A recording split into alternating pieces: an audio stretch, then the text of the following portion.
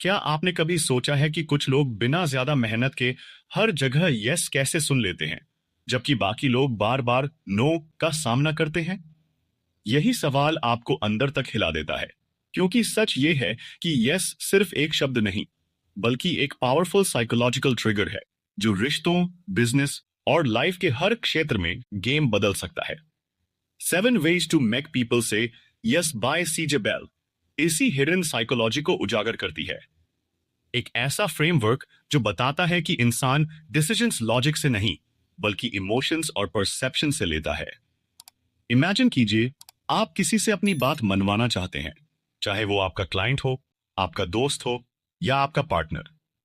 आप फैक्ट्स देते हैं, लॉजिक देते हैं, लेकिन सामने वाला फिर भी नो कह देता है। क्यों? क्योंकि इंसान पहले इमोशनली कनेक्ट करता है, फिर लॉजिकली जस्टिफाई करता है। यही इस किताब का पहला बड़ा लेसन है। People don't say yes to your words, they say yes to how you make them feel. यहां एक पावरफुल लाइन आती है जो पूरे कॉन्सेप्ट को डिफाइन करती है।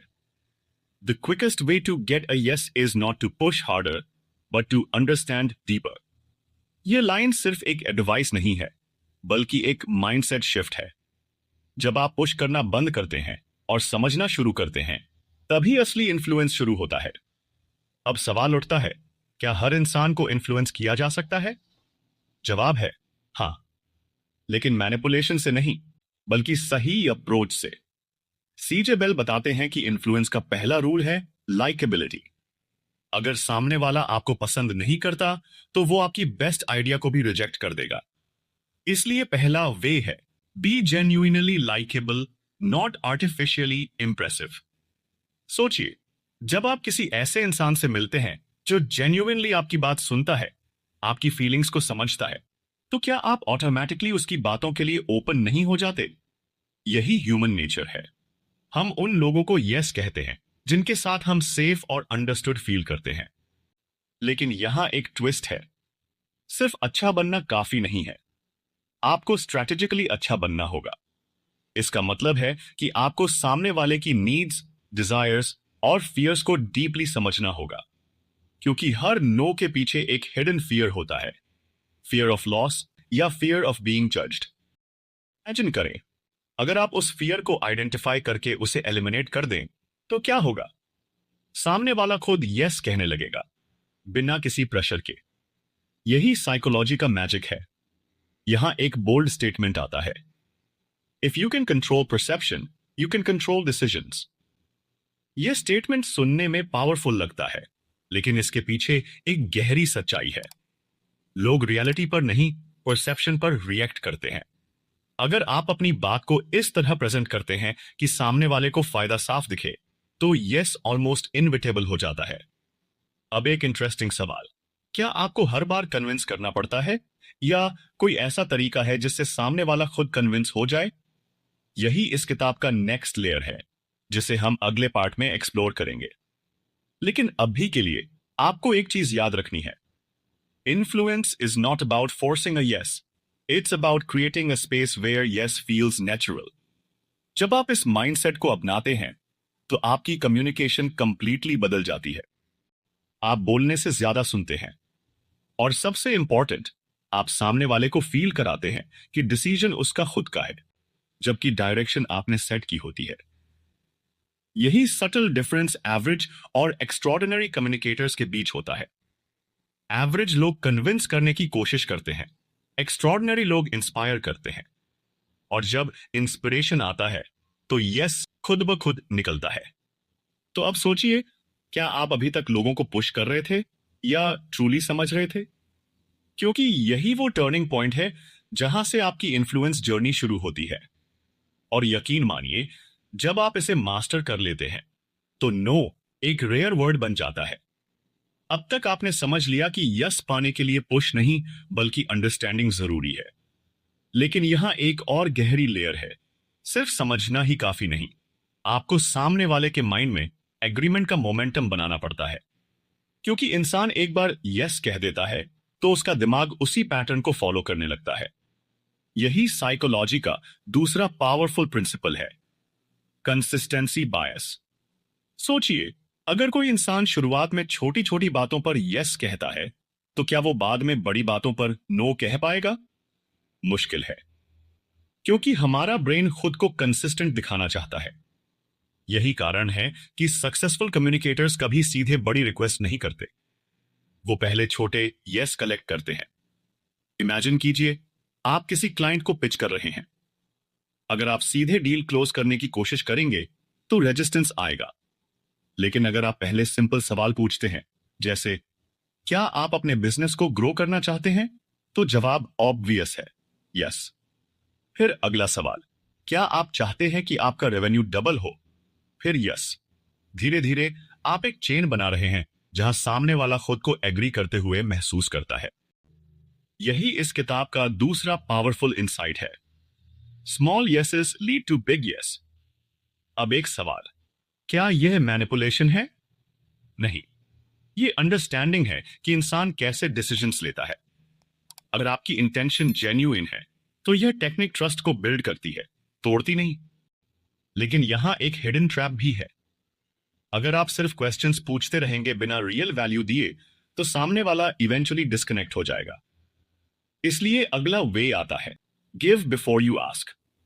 यह प्रिंसिपल सिंपल लगता है, लेकिन इसकी डेप्थ बहुत ज्यादा है। जब आप पहले वैल्यू देते हैं, चाहे वो इंफॉर्मेशन हो, हेल्प हो या इमोशनल सपोर्ट, तो सामने वाले के अंदर एक नेचुरल अर्ज पैदा होता है रिटर्न करने का। इसे साइकोलॉजी में रेसिप्रोसिटी कहते हैं। सोचिए, जब कोई आपकी बिना किसी एक्सपेक्टेशन के मदद करता है, तो क्या आप नेचुरली उसकी मदद करने के लिए रेडी नहीं हो जाते? यही ह्यूमन नेचर है। और यही रीजन है कि स्मार्ट कम्युनिकेटर्स हमेशा पहले देते हैं, फिर मांगते हैं। यहां एक पावरफुल लाइन आती है, When you give without pressure, people return without resistance. अब इसे रियल लाइफ में कैसे अप्लाई करें? मान लीजिए आप किसी से फेवर चाहते हैं। अगर आप सीधे रिक्वेस्ट करते हैं तो सामने वाला सोचने लगता है, मुझे इससे क्या मिलेगा? लेकिन अगर आपने पहले ही उसे वैल्यू दी है तो उसका माइंडसेट बदल जाता है। अब वो सोचता है, मैं इसे कैसे हेल्प कर सकता हूं। लेकिन यहां एक ट्विस्ट है, वैल्यू सिर्फ मटेरियल नहीं होती। सबसे पावरफुल वैल्यू है अटेंशन और अप्रिशिएशन। जब आप जेन्युइनली किसी की तारीफ करते हैं, उसकी एफर्ट्स को रिकॉग्नाइज करते हैं, तो आप उसके इमोशनल बैंक में डिपॉजिट कर रहे होते हैं। अब एक bold statement, people don't remember what you asked, they remember how valued you made them feel. यह स्टेटमेंट आपके पूरे कम्युनिकेशन अप्रोच को बदल सकता है, क्योंकि अगर सामने वाला खुद को इंपॉर्टेंट महसूस करता है तो वो ऑटोमेटिकली आपकी बातों के लिए ओपन हो जाता है। लेकिन क्या सिर्फ अप्रिशिएशन से काम हो जाएगा? नहीं। यहां एक और क्रिटिकल फैक्टर है, क्लैरिटी। अगर आपकी बात क्लियर नहीं है तो सामने वाला कंफ्यूज्ड रहेगा, और कंफ्यूज्ड माइंड हमेशा नो कहता है। इसलिए नेक्स्ट प्रिंसिपल है, make your yes easy to understand. जितना ज्यादा आप अपनी बात को सिंपल और क्लियर बनाएंगे, उतना ही सामने वाले के लिए डिसीजन लेना आसान होगा। अब एक इंटरेस्टिंग सवाल, क्या कभी ऐसा हुआ है कि आप किसी चीज को इसलिए रिजेक्ट कर देते हैं क्योंकि वो कॉम्प्लिकेटेड लगती है? यही हर इंसान के साथ होता है। हमारा ब्रेन सिंप्लिसिटी को प्रेफर करता है, क्योंकि कॉम्प्लेक्सिटी एनर्जी कंज्यूम करती है। तो अगर आप चाहते हैं कि लोग यस कहें, तो आपको उनकी मेंटल एफर्ट कम करनी होगी। आपकी बात इतनी क्लियर होनी चाहिए कि सामने वाला बिना ज्यादा सोचे समझ जाए, हां, यह मेरे लिए सही है। यही वो पॉइंट है जहां इन्फ्लुएंस एक आर्ट बन जाती है। आप फोर्स नहीं करते, आप गाइड करते हैं। आप दबाव नहीं डालते, आप रास्ता आसान बनाते हैं। और अब सोचिए, अगर आप लाइकेबल हैं, स्मॉल यसेस बिल्ड कर रहे हैं, वैल्यू दे रहे हैं और क्लैरिटी मेंटेन कर रहे हैं, तो क्या नो के लिए कोई जगह बचती है? यही वो ट्रांसफॉर्मेशन है जो इस जर्नी में धीरे धीरे होने लगता है।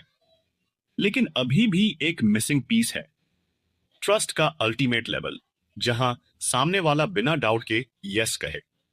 वो कैसे बनता है, यही हम अगले पार्ट में रिवील करेंगे। अब तक आपने समझ लिया कि लाइकेबिलिटी, स्मॉल यसेस, रेसिप्रोसिटी और क्लैरिटी कैसे मिलकर यस का रास्ता बनाते हैं। लेकिन अब हम उस सबसे क्रिटिकल एलिमेंट पर आते हैं जो इन सबको जोड़ता है, ट्रस्ट। क्योंकि सच्चाई यह है कि अगर ट्रस्ट नहीं है तो बाकी सारी टेक्निक्स सिर्फ टेम्पररी इफेक्ट देती हैं। और अगर ट्रस्ट है तो बिना ज्यादा कोशिश के भी लोग यस कह देते हैं। एक पल के लिए सोचिए, क्या आप किसी ऐसे इंसान की बात मानेंगे जिस पर आपको भरोसा नहीं है, चाहे उसकी बात कितनी भी लॉजिकल क्यों ना हो? शायद नहीं। और यही इस किताब का अगला पावरफुल इंसाइट है। अब सवाल यह है, ट्रस्ट बनता कैसे है? क्या यह सिर्फ समय के साथ आता है या इसे कॉन्शियसली बिल्ड किया जा सकता है? सीजे बेल कहते हैं कि ट्रस्ट कोई एक्सीडेंट नहीं है, यह एक डेलिब्रेट प्रोसेस है। और इसका पहला स्टेप है ऑथेंटिसिटी। ऑथेंटिसिटी का मतलब है कि आप जैसे हैं वैसे ही सामने आए। कोई फेक पर्सनैलिटी नहीं, कोई ओवर एक्टिंग नहीं। क्योंकि इंसान का माइंड बहुत जल्दी डिटेक्ट कर लेता है कि सामने वाला जेन्युइन है या नहीं। और जैसे ही उसे फेकपन महसूस होता है, एक इनविजिबल वॉल खड़ी हो जाती है और यस दूर चला जाता है। लेकिन यहां एक इंटरेस्टिंग ट्विस्ट है। ऑथेंटिसिटी का मतलब यह नहीं कि आप अपनी हर वीकनेस दिखाएं। इसका मतलब है कि आप ऑनेस्ट हो, कंसिस्टेंट हो और अपने वर्ड्स और एक्शंस में अलाइनमेंट रखें।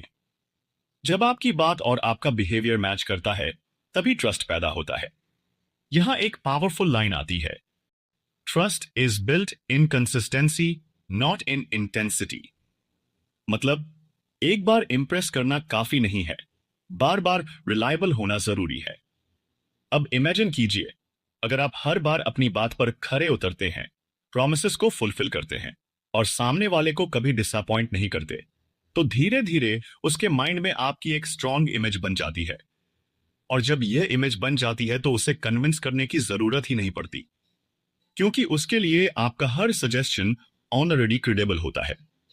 अब एक सवाल, क्या सिर्फ कंसिस्टेंसी से ट्रस्ट कंप्लीट हो जाता है? नहीं, यहां एक और हिडन फैक्टर है, एम्पैथी। एम्पैथी का मतलब है कि आप सिर्फ सामने वाले की बात सुने नहीं, बल्कि उसकी सिचुएशन को फील करें। जब आप जेन्युइनली किसी के पर्सपेक्टिव को समझते हैं, तो वो इंस्टेंटली कनेक्ट करता है। उसे लगता है यह इंसान मुझे समझता है, और यही फीलिंग यस का फाउंडेशन बनती है।